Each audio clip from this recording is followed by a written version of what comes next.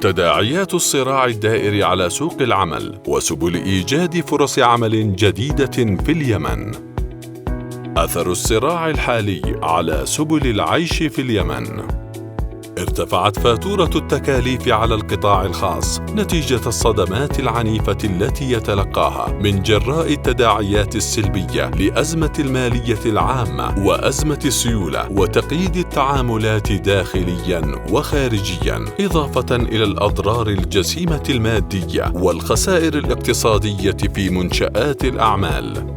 علاوة على ذلك، ألحقت الحرب الجارية أضراراً بالغة بالبنى التحتية الأساسية في أجزاء واسعة من البلاد، بما في ذلك الطرق والجسور والمنافذ البرية والبحرية والجوية، وفرضت عوائق وقيوداً شديدة على حركة المسافرين والتجارة الداخلية والخارجية. وعلى مستوى الاقتصاد الكلي، فلقد تدهور النشاط الاقتصادي وانكمش إجمالي الناتج المحلي بنسبة 37.5% تقريباً بين مارس 2015 وأكتوبر 2017 ميلادية، لعدة أسباب، أهمها توقف صادرات النفط والغاز وتراجع النشاط الزراعي والتجاري بسبب أزمات الوقود والكهرباء والعملة الصعبة والسيولة، وكذلك غياب الأمن.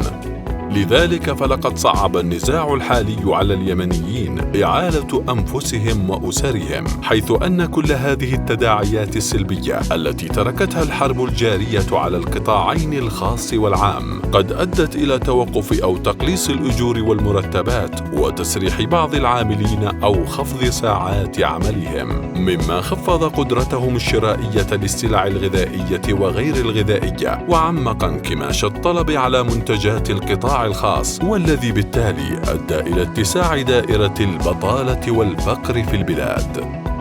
توصيات لإيجاد فرص عمل جديدة في اليمن. استغلال الفرص الجديدة التي فرضتها ظروف الحرب. على سبيل المثال، الهجرات العكسية من الحضر إلى الريف، والتي أدت إلى زيادة حجم القوة العاملة في الأرياف. وكمثال آخر، زيادة الطلب على الإنتاج الغذائي المحلي بسبب ارتفاع كلفة استيراد المواد الغذائية. على الحكومة معالجة أزمة تضخم الوظيفة العامة والبطالة المقنعة، والذي من شأنه أن يوفر في الإنفاق العام، مما يتيح للدولة الفرصة لتوظيف الوفر لصالح معالجة أزمة البطالة الحقيقية.